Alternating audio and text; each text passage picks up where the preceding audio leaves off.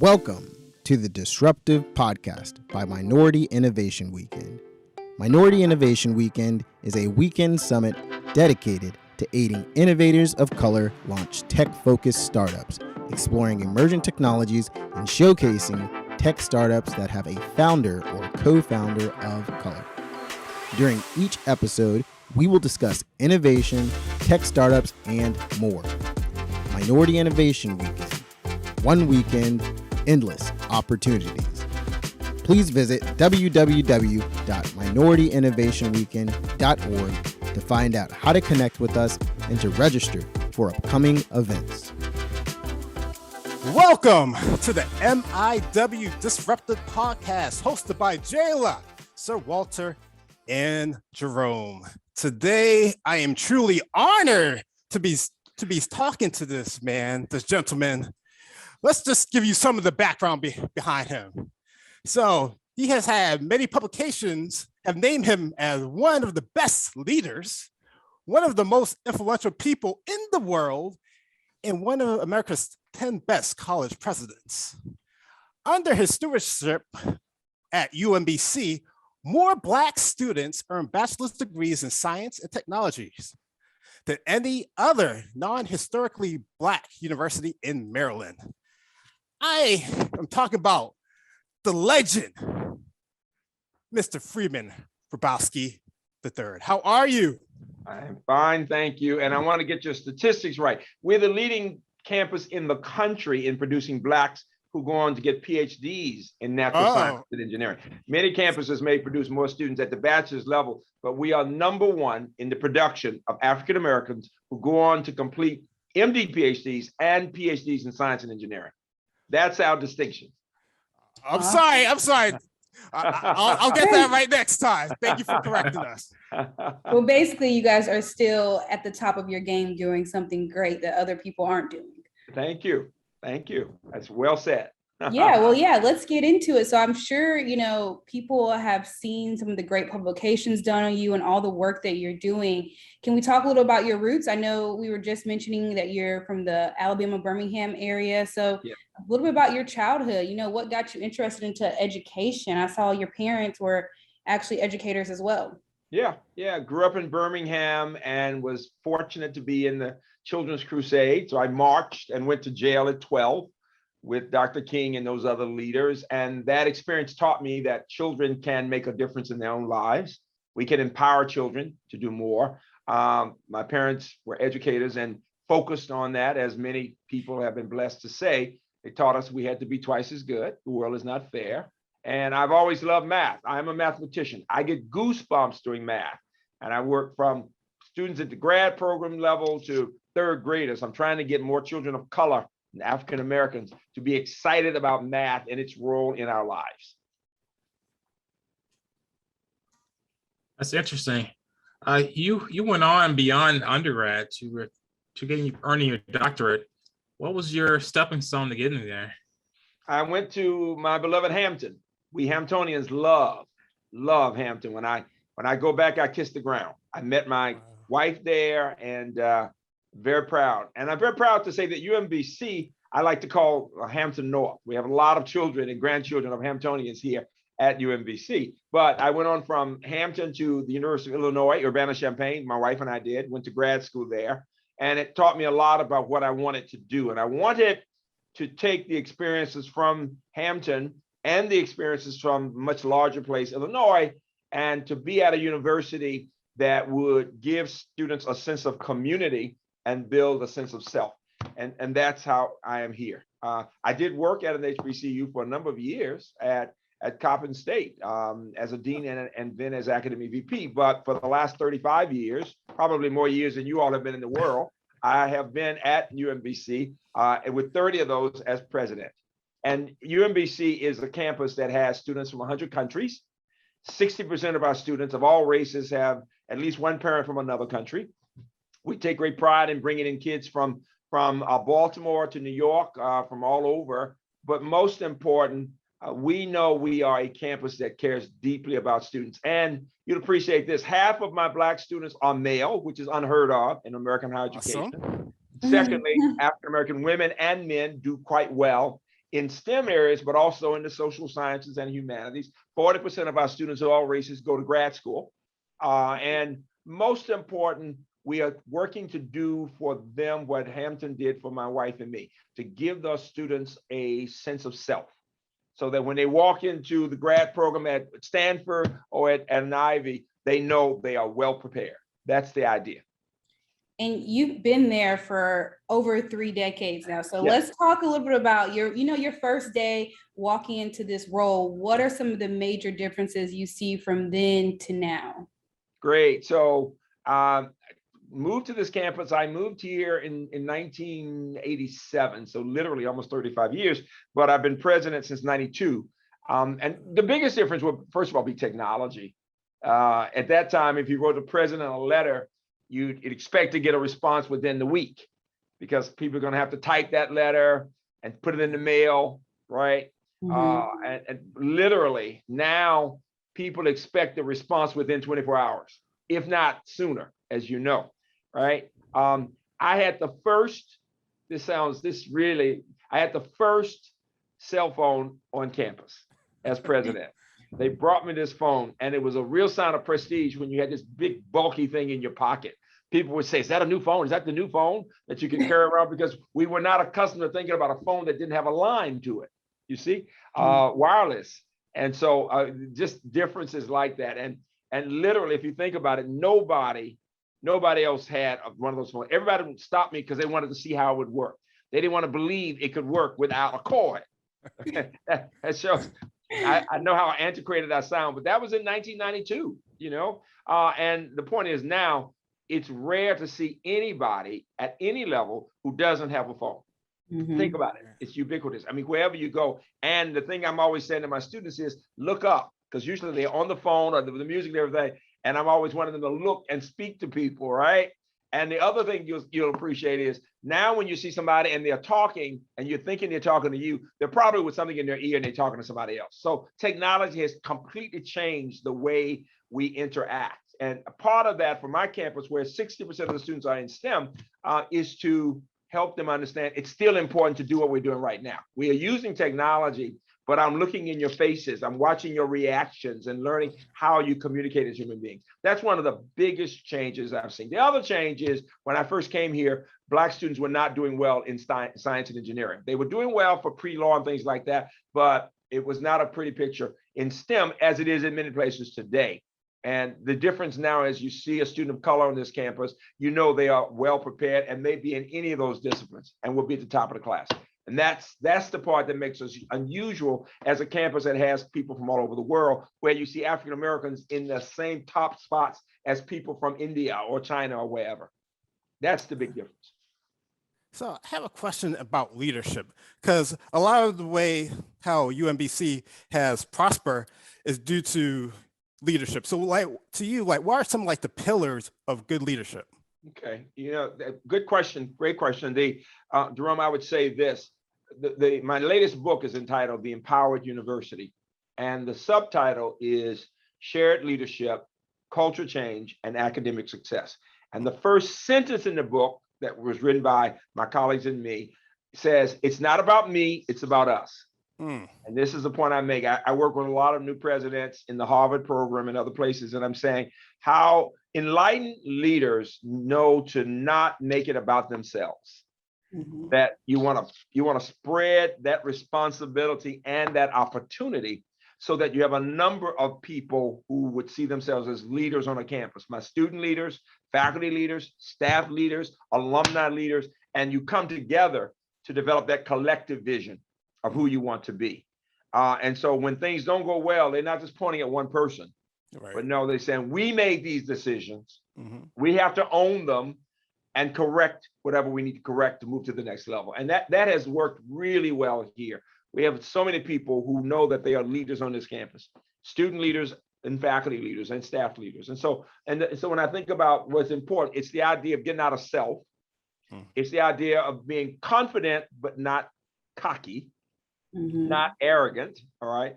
It's having respect for people who are different from yourself, wanting people from different perspectives to come to the table, and creating a culture that emphasizes the importance of honesty and authentic communication, so that we like saying we can agree to disagree agreeably. Right. Think about that. Agree to disagree agreeably. Often when people disagree, it gets to be a big fight. You don't get it. And then every side is just trying to win the argument. But healthy environments or a healthy relationship between two people will be one in which we can say, well, we disagree. Let's see if we can understand what the other person is saying.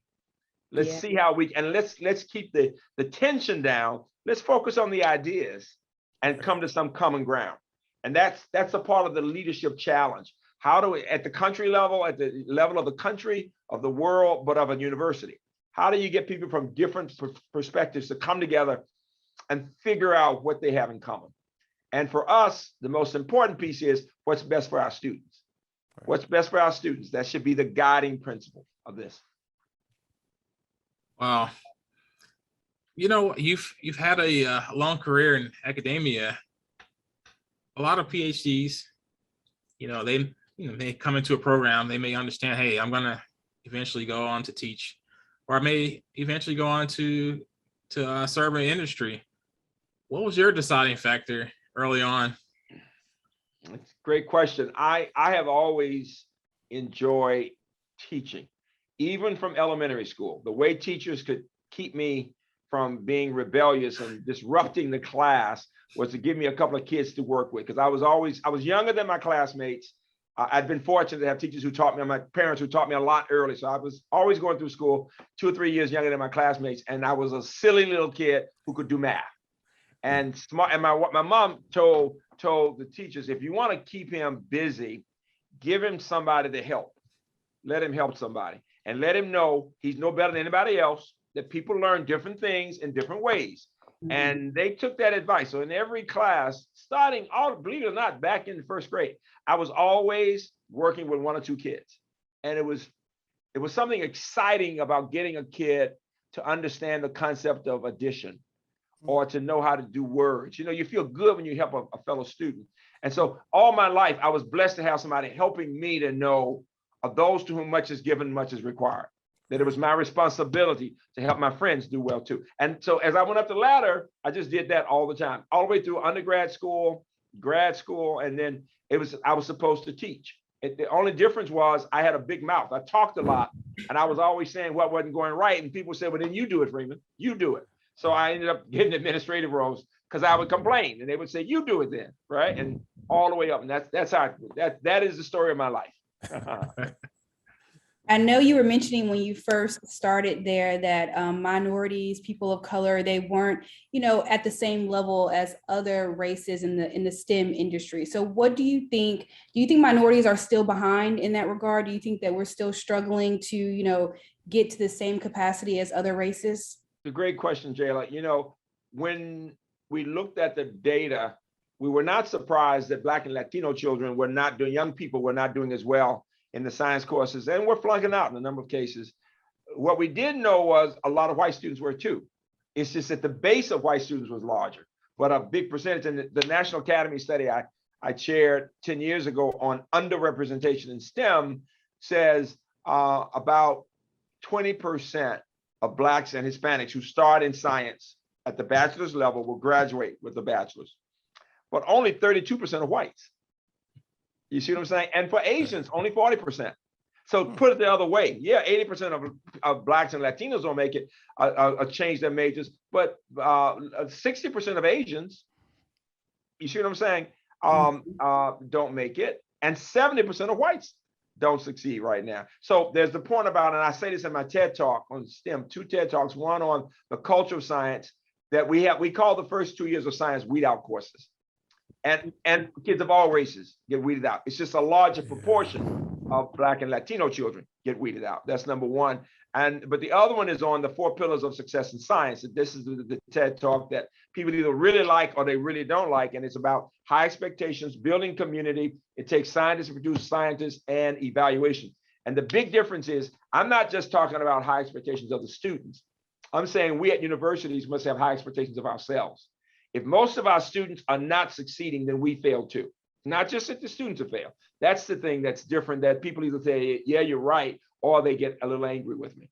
But the key is today, we still have that challenge. 10 years ago, 2.2% of all the PhDs in STEM went to Blacks. 10 years ago, 2.2%. Today it's 2.3%. Wow. We haven't increased by a cent, without about 1% in 10 years. And if you go to all the national agencies, not one national agency from NIH to NSF to NASA to NIST, all these agencies in the Washington Carter, not one can say even 2% of the scientists are Black. And for Hispanics, all types of Hispanics, maybe it's 4%. You get what I'm saying? So it's literally under 2% or even before that. Now, why is that important? Well, we're still going through COVID. We couldn't get people, a lot of Blacks and people of color didn't want to take the vaccine. And one of the things they said was all the bad stories from Tuskegee. Those of us from Alabama hear the Tuskegee experiment, the challenges coming out of Henrietta Lacks and how she was treated at Hopkins. And so people know the stories about medicine and about science. And so there's not the trust. And if everybody you see on TV looks different from you, men, usually white guys, a few women, every now and then a minority, then are you going to trust them? The best news that we could give this country is that vaccine for Moderna, for Johnson & Johnson, for Pfizer, that technology, the mRNA technology, was developed by a team at NIH led by a Black woman, Dr. Kizzmekia Corbett, a UMBC graduate. Thank you very much. Thank you very much. Nice. All right. A brilliant, insightful, caring young Black woman who majored in biology and sociology. We recruited her from rural town, Hillsborough, North Carolina at 17, came up and did well. Then went back to Chapel Hill, got a PhD, NIH, lives in Montgomery County until recently, and led the team with Dr. Bonnie Graham. But Dr. Fauci gives her credit and says a Black woman created this vaccine. She is the first Black woman in the world to create a vaccine. That should give everybody of every race goosebumps. Because once you see it can be done, everybody can say to their daughters, whether they're Black or white, look at what she did. Right. You can do that one day, all right? So she just moved from NIH to Harvard. She's now a faculty member in immunology in the public health school at Harvard. We're very proud of her, very proud of her. And that's the point about where we are as a country. We still are talking about the first this and the first that. That's the challenge. It's a great story for Kizzmekia Corbett, Dr. Kizzmekia Corbett, and for us to talk about it. It's wonderful. But the question is, where are the others? This is the challenge that we face. Where are the others? One other great example of one of my students I was just mentioning, Dr. Khafre Zarasa, D-Z-I-R-A-S-A. Dr. Zarasa Khafre graduated from UMBC, did his MD, PhD at Duke. He's now endowed chair at Duke. He became the top young investigator in neuroscience in the world 2 years ago. In the world, the Neuroscience Society of the world. He's invented a pacemaker for the brain to address schizophrenia. So he's in neuroengineering and neurobiology, considered one of the best students they've ever had. And last week, if you look him up and you see him on social media, he just was appointed a Howard Hughes investigator. Again, under 0.1% of the Howard Hughes investigators in the world are Black. Not under 1%, under 0.1%. So it's a huge achievement for him, UMBC graduate, but it says volumes about what we have to do.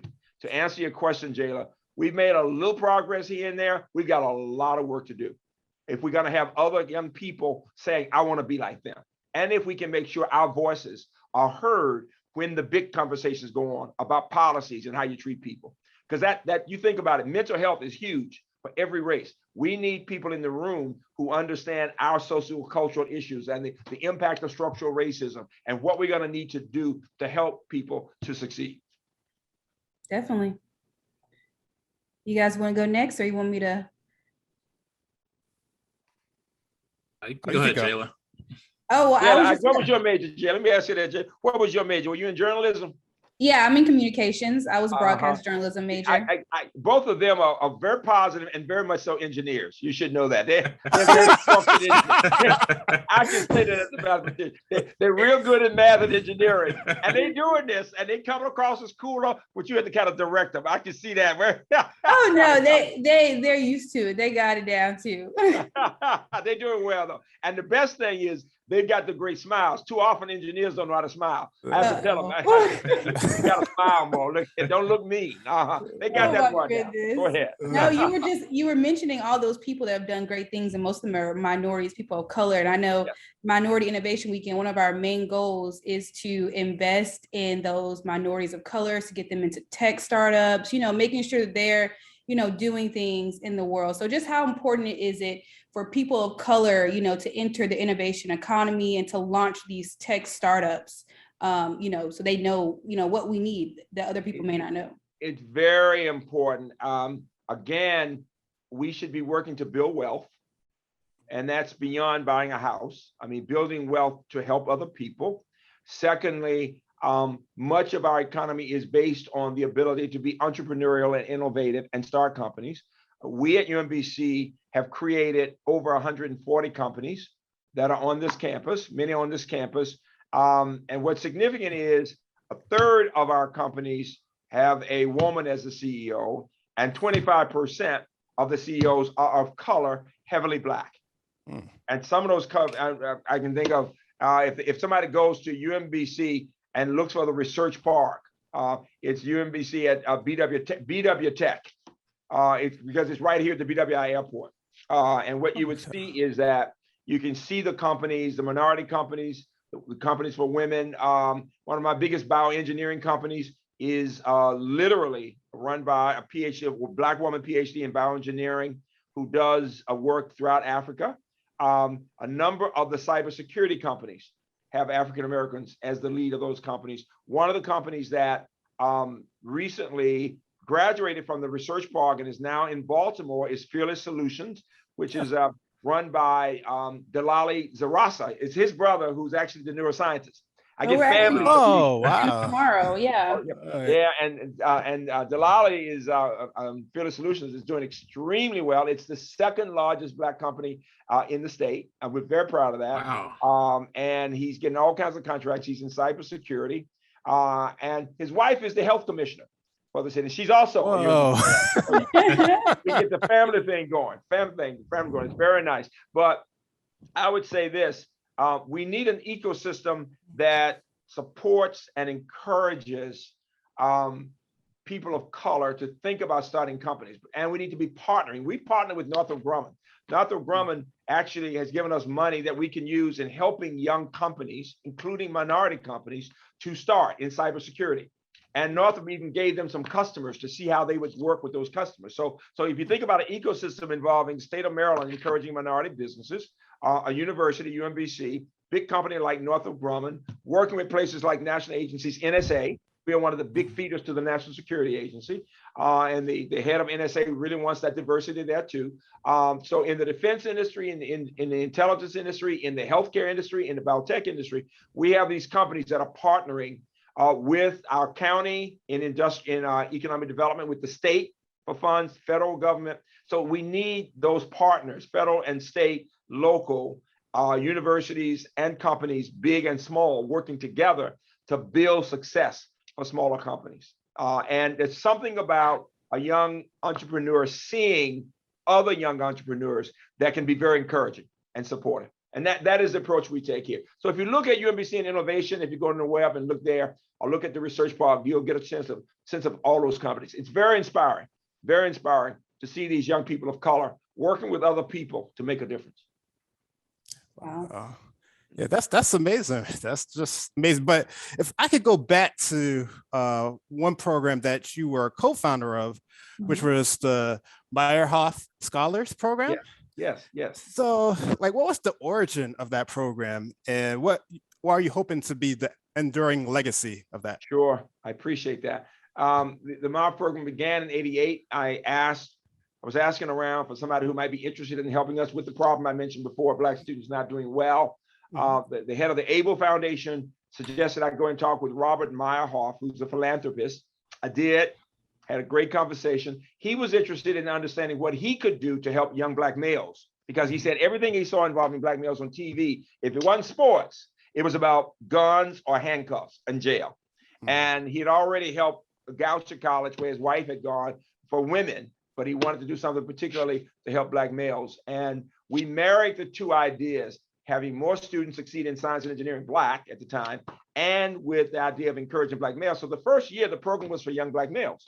And the group that was most pleased about that was Black women, who said it's true. We have many more Black women doing well in every field now, and that's good. But we don't have Black men coming up to that same level, and it causes problems and challenges in relationships. So it went well. The second year, we got federal money, which meant we needed to bring women into it. I had wanted to bring women in. It was Bob Meyerhoff, I give him credit, who's saying, no, I want to help these young Black males. He said, do you want the money? And so he got his money that first year. The second year, we did bring in young women, and he has been involved with the program all 30 plus years. He's 97 years old, and he's an engineer by training, but a developer.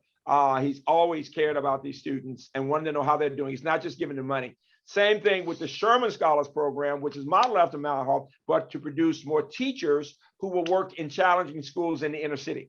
These are math and science teachers.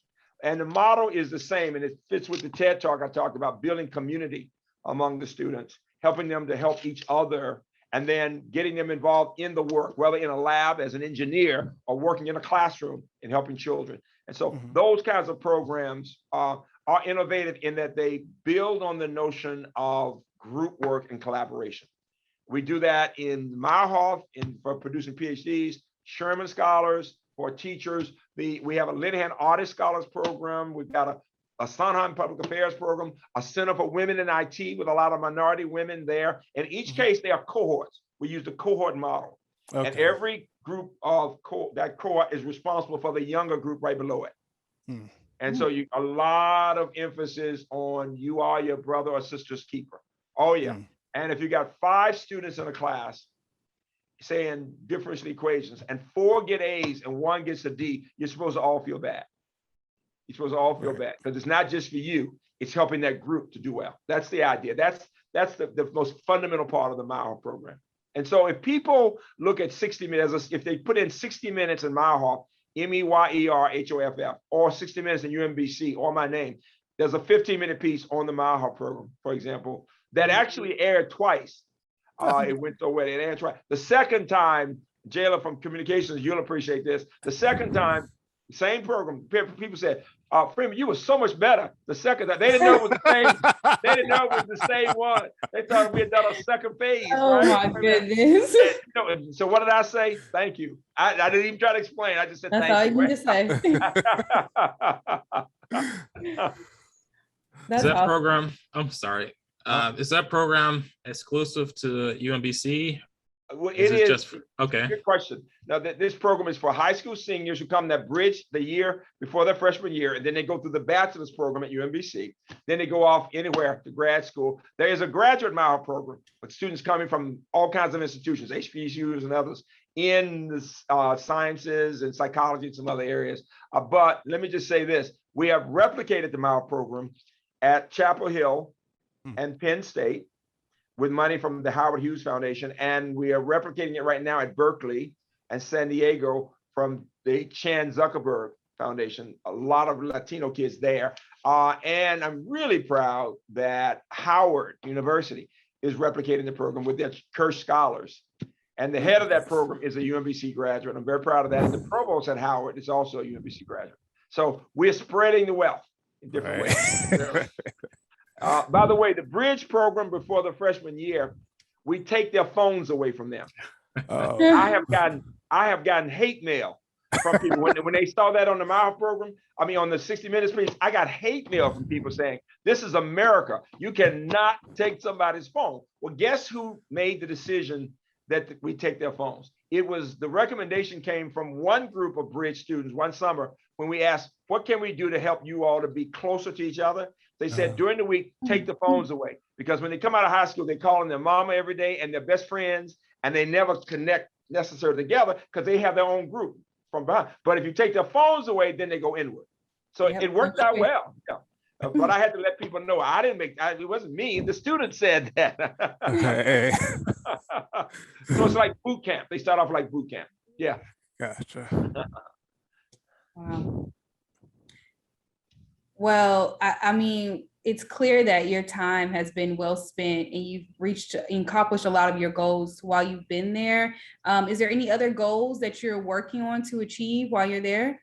Sure. It's the same goals that I've been working on off campus and on campus. That is to help more new presidents and people working to become senior leaders to do well, of color heavily, but students of all races, people of all races, but a lot of minorities and women come to me and some others. So I work with boards and universities to see how we can do things on entrepreneurship, innovation. I am very proud, for example, that UMBC is the university in this state that's a part of the University Innovation Alliance. It's called the UIA. And very proud. And there's one HBCU there now, and that's NC A&T.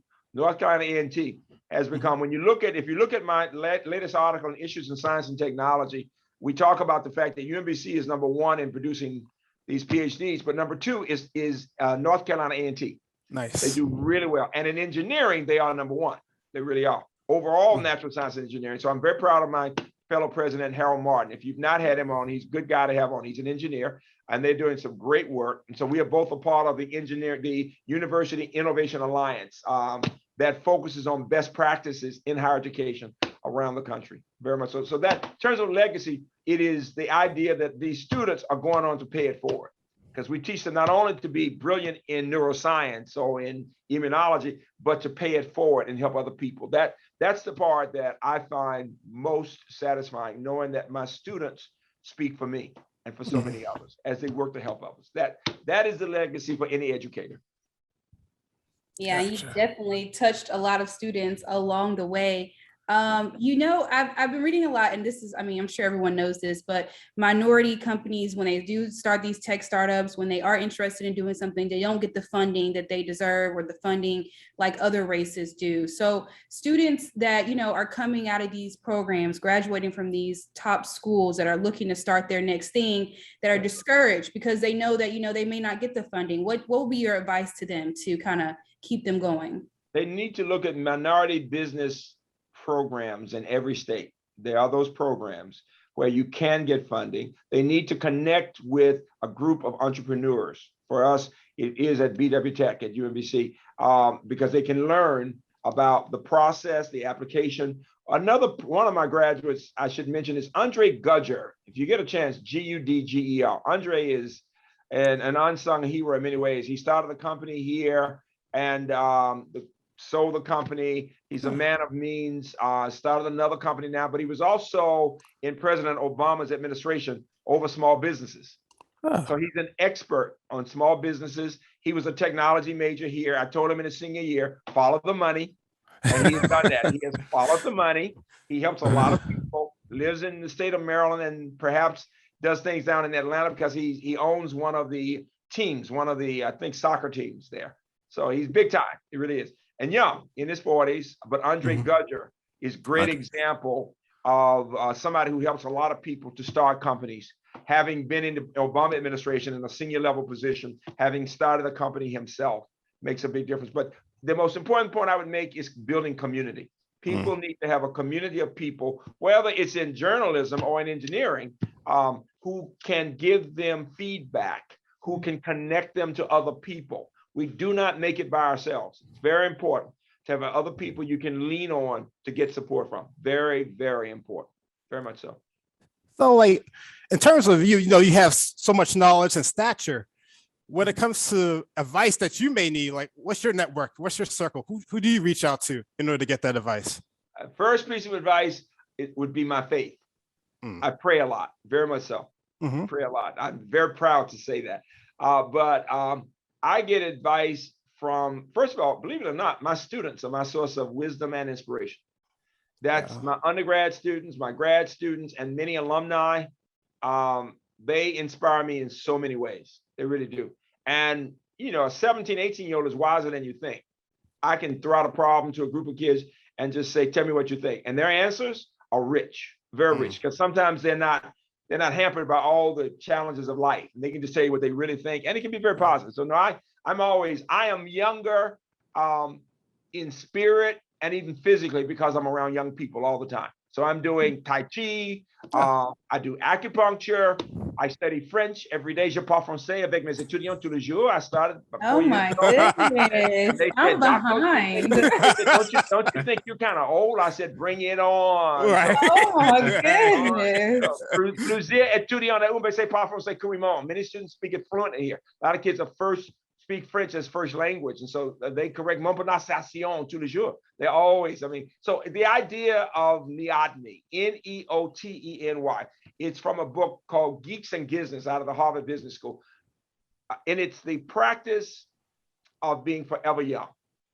Because when you think about children, they are the most creative. They are not in the box. They are going to do things before they are pushed to be more in the box. They're going to be more creative. And there's something to be said about innovation. That means being forever young, trying crazy things. When we first said here, we were going to take 100 acres and come up with 100+ companies, people thought we were crazy. But you can be forever believing in what has not been discovered and to say, we can do this, we can do this. And that has been a part of what keeps me feeling a sense of the possibilities that we can do even more. Our goal is that one of my students will be the first Black to ever get the Nobel Prize in science or medicine. That's one of those big and hairy goals, bold and hairy goals. Just as we can be the first to create a vaccine, or the first Black to be the top neuroscience young investigator in the world. Oh yeah. If you can see it, you can do it. People haven't even thought about it. There's never been a Black in the world to get the Nobel Prize in science or medicine. We've done it in literature. Right? We did it in peace. Right. Science and literature, many people would say, oh, it takes great gravitas. Well, we've got that gravitas. We just need the opportunity to really do it. And we will do this.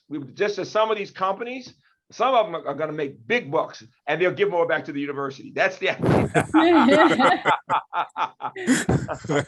That's the idea. Oh yeah. So we've been seeing these articles about some sort of retirement in the plans. Yeah. What led to this? What are you? What made your decision come? I know this is. There's a time for everything, and I was young when I became a president. I was 40, going on 41. I was young when I became a dean. I was 26. I am now 71, and so. All of us, I never thought I would be this old, right? And yet I feel more blessed than ever. And yet I know it's important to give young people opportunities. Right. Yeah, I could stay here and everybody's being very kind to me, but it's time for a younger person to come and bring fresh air, fresh blood to it. And it's time for me to give back even more by supporting other leaders. I don't need to be in front of the camera. I can be on the sidelines giving advice.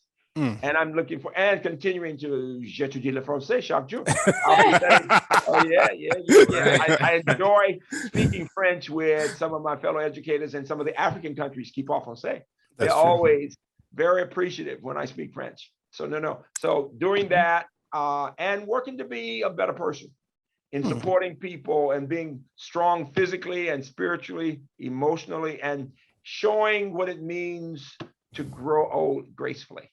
Right. That sounds beautiful. Yeah. Do you think you'll still get to do what you love? I know you've been talking so much about educating, being around your students. They keep you young. Will you still be able to do that in other ways? Oh, yeah. First of all, romance. People don't think of old people in romance. My wife and I have been married 51 years. I was 19. We are more romantic now than ever. Nous avons le Paris. Nous avons passé du temps à Paris. We go to Paris, and it's amazing. We've been going since we were in college. And true romance, I tell my students, has to do first and foremost with deep friendship. Deep friendship. True romance, when you can laugh together and look at each other, know what you're thinking about. And it's all of that that's a part of the aging process. Can you grow more deeply in your relationships with family, with friends, with one's partner? That's a part. And I always tell students, education is not just about what's in a book. It's Right. about life, how we Mhm. have positive relationships. When I'm thinking about being innovative, I'm thinking about ways of getting people to think differently about their relationships and about their vision for themselves, and how not just to be a techie, but to use technology to improve lives of people, you see, Mhm. and to think about ways of giving people jobs, and becoming a role model for those people. It's one thing to give people a job, but it's another thing when a CEO can become the role model and can Right. inspire people, right? And it's all those levels of relationships that can help us be better at what we do. And I'm enjoying working with a lot of young leaders, saying just that. It's not about me, it's about all of us. Very important. Mm. Awesome. I think that was my last question. Do you have any more questions? I think that was great. I'm over here inspired. I'm like, Right. hey, Yes, what's same next? here. Same here. I'll leave you with the words that I use with my students all the time. And it's an anonymous quote, but it says, watch your thoughts, they become your words. Watch your words, they become your actions. Watch your actions, they become your habits. Watch your habits, they become your character. Watch your character, it becomes your destiny. Mm. Thoughts, words, actions, habits, character, destiny, All right. dreams, and values. That's what it's all about. Mm. Got it. Are there Wow. any resources or books or podcasts, anything that you listen to or read on a daily basis you would recommend to anyone? Sure. I am a strong believer in, I believe it or not, I look at the New York Times bestseller list all the time in terms of books to know them. But I'm reading French philosophy. Get out of your comfort zone. Do something Right. different. So I'm reading Simone Beauvoir or Frantz Fanon, the African who wrote in French, The Wretched of the Earth. So I'm reading in French. And c'est très difficile. You get that, very difficult, but it expands the mind. But I would say, most important, think about things that can help you to be better on all levels.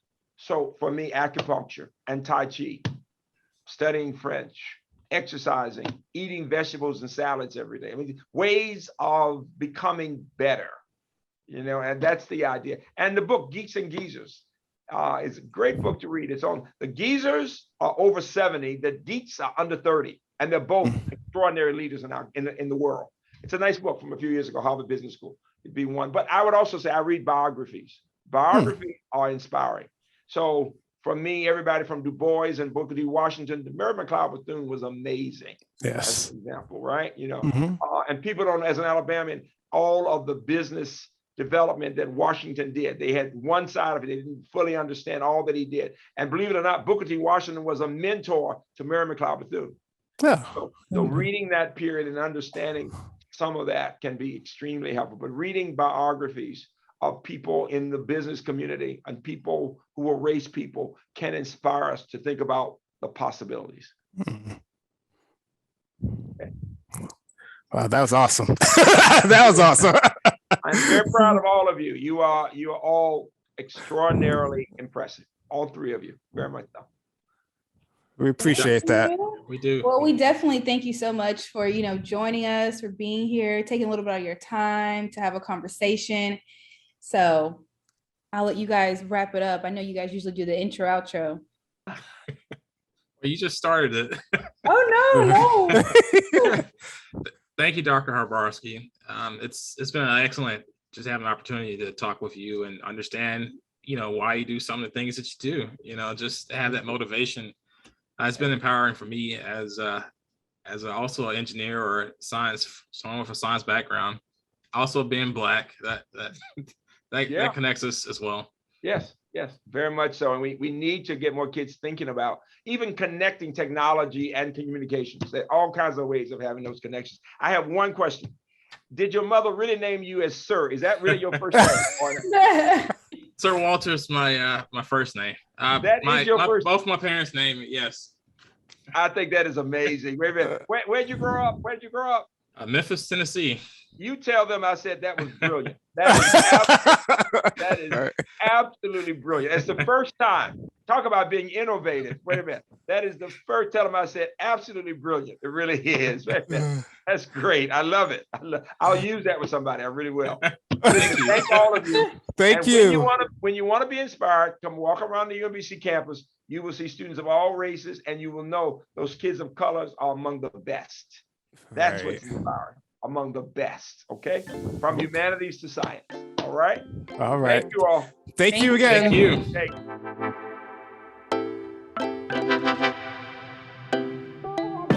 That wraps up this episode of the Disruptive Podcast by Minority Innovation Weekend. If you haven't already done so, please subscribe. Check us out online at www.minorityinnovationweekend.org and connect with us on Facebook, Instagram, Twitter, and LinkedIn.